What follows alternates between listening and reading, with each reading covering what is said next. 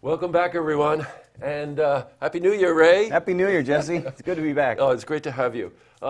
Boy, we got a topic for this week in technology. It was JFK who said change is a law of life. And if you think about it in terms of business, in terms of our life and the way we communicate, printing press, it could be the telephone, certainly the internet, and a new topic that's a little foreign to me, but one that you really know a lot about, which is the cloud. The cloud. And we're not talking about the Rolling Stones, right? Right. Okay. Or the weather. Or the weather, right. So we're going to basically concentrate on three things today, Ray. Sure. I want to talk about what it is, what the cloud is. Okay. Really what the benefits are to individuals and especially small business, because that seems to have the most impact. Sure. And some of the issues. So let's back up. The history. What is the cloud? Okay, well, the cloud it's a major buzzword. It's a very trendy word that you're hearing in the technology space a lot these days. But when you really think about the evolution of technology and computing technology specifically, the cloud's not a new concept. It's basically centralized computing. And if you think back 30 plus years ago, centralized computing was mainframe. Think IBM mainframe, where users out at the edge had green screens, terminals to enter or look up information. All the computing was in the core. And then the computing world went distributed. You know, Microsoft invented its operating system. PCs, the personal computing device, was invented, and computing got pushed out to the user level, where a lot of the computing power was at the user desktop. And it's migrating back into the core in a whole new way, though. It's very different today because we have much more bandwidth available. The applications are much more feature-rich and bandwidth-intensive and storage and computing power-intensive. So what we can do in centralized computing today is completely different than it was so long ago. There's much more capability and power in it, but it's basically gone from centralized to distributed, and it's coming back into a centralized model. Well, you know what? You're a leader in this industry, in technology, Anise and Associates. What do you recommend to your clients? Do you recommend interfacing with the cloud? Do you recommend using it as a central point for data? We recommend looking across all of their business requirements and their existing use of technology and seeing where it makes sense. And it won't make sense for every business, for every application. It will make sense for most businesses, for some, or perhaps most, or in some cases all of their applications. It's going to be a mix. It's going to be what we call a hybrid mix of on-premise or private cloud versus a public cloud model. Let's jump into that, because in terms of benefits to small business, you just said a phrase that I know our viewers would like to know more about. Public cloud, private cloud. Okay, so a real quick definition of that. Private cloud is nothing more than running your own software applications, either on-premise in your own business facilities or in a private network, i.e. a network that you actually pay for. It's not going over public internet. A private network, a private data center, which could be purchased from another supplier or provider, or it's in your own facility. And a public cloud model is where you're getting a public cloud service from a provider over a public internet type of a connection. So at the personal user level, think of like Gmail. How many people have a Gmail account or an AOL account? That's a public cloud service model. If you use something like Snapfish to store your photos, you're putting all your photos up online. You can pay for servers to have them printed. You can organize and make photo journals and books and things. But that's a public cloud service. So that's a little bit of a differentiation between the two. One point that you made before we went on air in talking about that the cloud has essentially been around for 30 years or something like that. But you said feature rich, and you just started to touch on that. What are some of those features?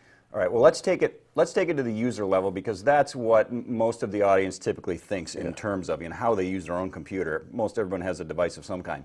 So at the user level, for example, if you're a Microsoft user or an Apple, iOS user, what I have read over the years is that most individual personal computing users use about 10 or 20% of the features and capabilities of the device that they have.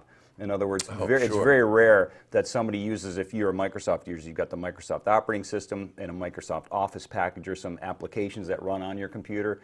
And within that operating system, within those applications, you're probably only using 10 to 20% of what they can really do. There's so much capability in those applications. And so when we say feature rich, you think about a phone system, for example. Years and years ago, you pick up the phone, you dial a number, you get connected to somebody else. Now you can do, there's so many more things you can do with a phone, setting up hunt groups and having, it ring on multiple desks and having more information pop up on the screen. And there's just so much more that you can do with any sort of computing system today than you could in the past. Well, of course, all of this leads to the fact that you're facilitating your ability to do business or to communicate Right. in a much quicker, more in-depth fashion, right? That's right. Boy, you know, we got to hit on this subject.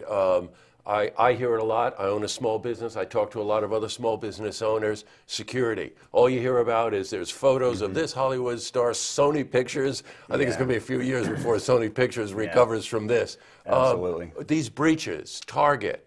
You know, what's causing this? What are the concerns?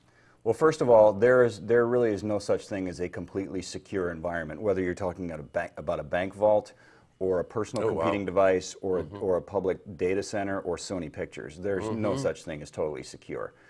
Fort Knox, maybe, I don't know, but you know, so there's always that inherent risk that something could be stolen or there could be some vandalism or something of that nature that could occur.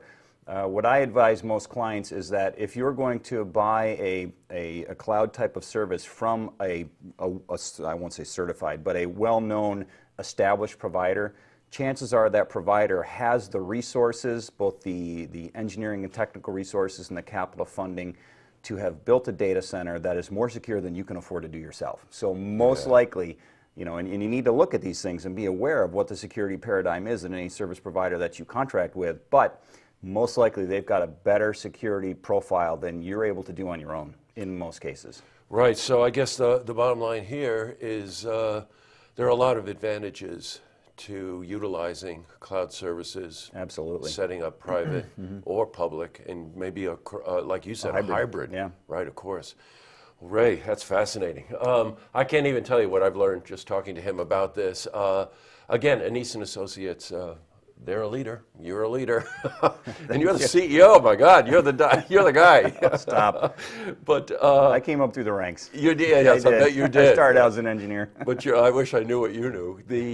But you know, you talk about security, and you talk about flexibility. You talk about freedom, growing business, staying current, being able to compete. Right. These are all issues that any business owner is concerned with, and I highly encourage you to find out more about this.